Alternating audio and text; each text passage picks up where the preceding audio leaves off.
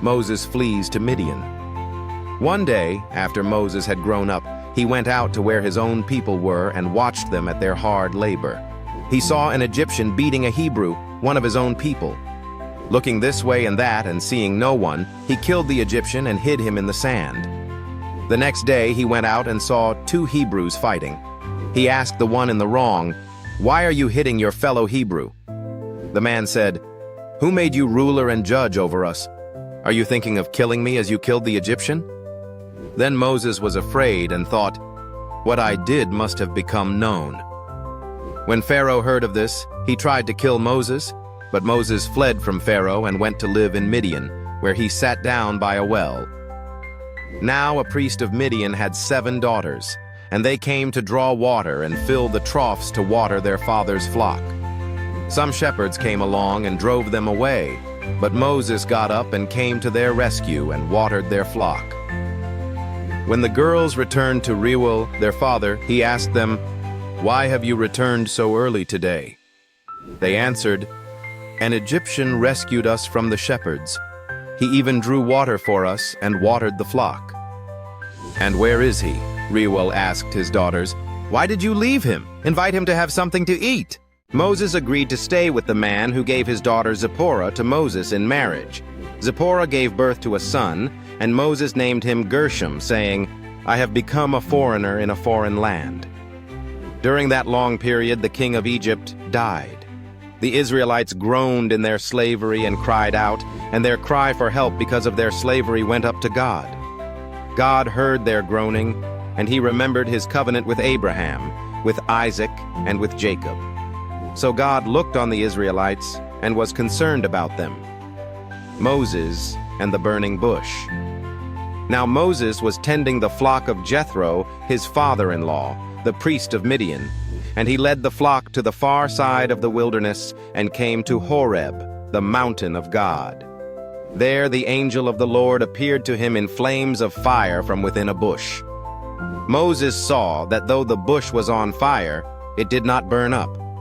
So Moses thought, "I will go over and see this strange sight, why the bush does not burn up." When the Lord saw that he had gone over to look, God called to him from within the bush, "Moses, Moses!" And Moses said, "Here I am." "Do not come any closer," God said. "Take off your sandals, for the place where you are standing is holy ground." Then he said, "I am the God of your father, the God of Abraham, the God of Isaac, and the God of Jacob." At this, Moses hid his face, because he was afraid to look at God. The Lord said, "I have indeed seen the misery of my people in Egypt. I have heard them crying out because of their slave drivers, and I am concerned about their suffering. So I have come down to rescue them from the hand of the Egyptians and to bring them up out of that land into a good and spacious land, a land flowing with milk and honey, the home of the Canaanites, Hittites, Amorites, Perizzites, Hivites, and Jebusites. And now the cry of the Israelites has reached me, and I have seen the way the Egyptians are oppressing them. So now go. I am sending you to Pharaoh to bring my people the Israelites out of Egypt." But Moses said to God, "Who am I that I should go to Pharaoh and bring the Israelites out of Egypt?" And God said, "I will be with you, and this will be the sign to you that it is I who have sent you. When you have brought the people out of Egypt, you will worship God on this mountain." Moses said to God, "Suppose I go to the Israelites and say to them, 'The God of your fathers has sent me to you,' and they ask me, 'What is his name?' Then what shall I tell them?" God said to Moses, "I am who I am. This is what you are to say to the Israelites, 'I am has sent me to you.'" God also said to Moses, "Say to the Israelites, 'The Lord, the God of your fathers, the God of Abraham, the God of Isaac, and the God of Jacob, has sent me to you. This is my name forever, the name you shall call me from generation to generation. Go, assemble the elders of Israel and say to them, 'The Lord, the God of your fathers, the God of Abraham, Isaac, and Jacob, appeared to me and said, I have watched over you and have seen what has been done to you in Egypt. And I have promised to bring you up out of your misery in Egypt into the land of the Canaanites, Hittites, Amorites, Perizzites, Hivites, and Jebusites, a land flowing with milk and honey. The elders of Israel will listen to you. Then you and the elders are to go to the king of Egypt and say to him, "The Lord, the God of the Hebrews, has met with us. Let us take a 3-day journey into the wilderness to offer sacrifices to the Lord our God. But I know that the king of Egypt will not let you go unless a mighty hand compels him. So I will stretch out my hand and strike the Egyptians with all the wonders that I will perform among them. After that, he will let you go. And I will make the Egyptians favorably disposed toward this people, so that when you leave you will not go empty-handed. Every woman is to ask her neighbor and any woman living in her house for articles of silver and gold and for clothing, which you will put on your sons and daughters, and so you will plunder the Egyptians." Signs for Moses. Moses answered, "What if they do not believe me or listen to me and say, 'The Lord did not appear to you'?" Then the Lord said to him, "What is that in your hand?" "A staff," he replied. The Lord said, "Throw it on the ground." Moses threw it on the ground, and it became a snake, and he ran from it. Then the Lord said to him, "Reach out your hand and take it by the tail." So Moses reached out and took hold of the snake, and it turned back into a staff in his hand.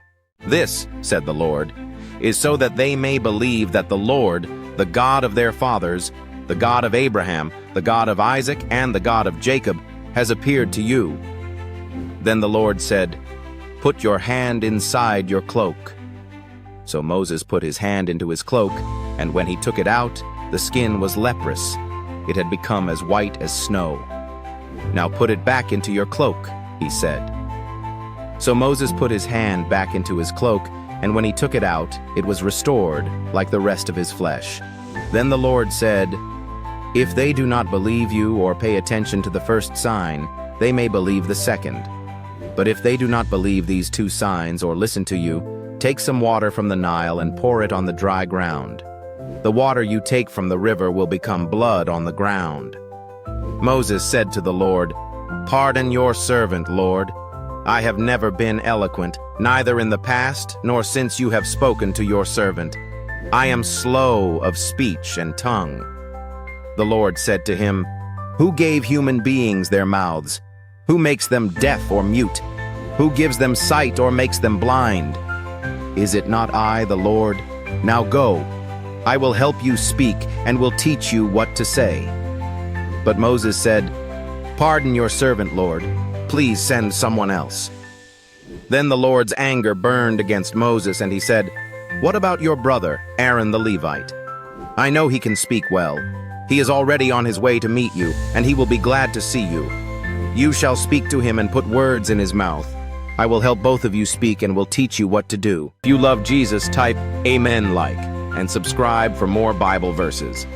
Engaging with our videos helps share God's message with others. Be sure to check out the first version of Exodus, Moses from birth to leading the Israelites out of Egypt. See you next time.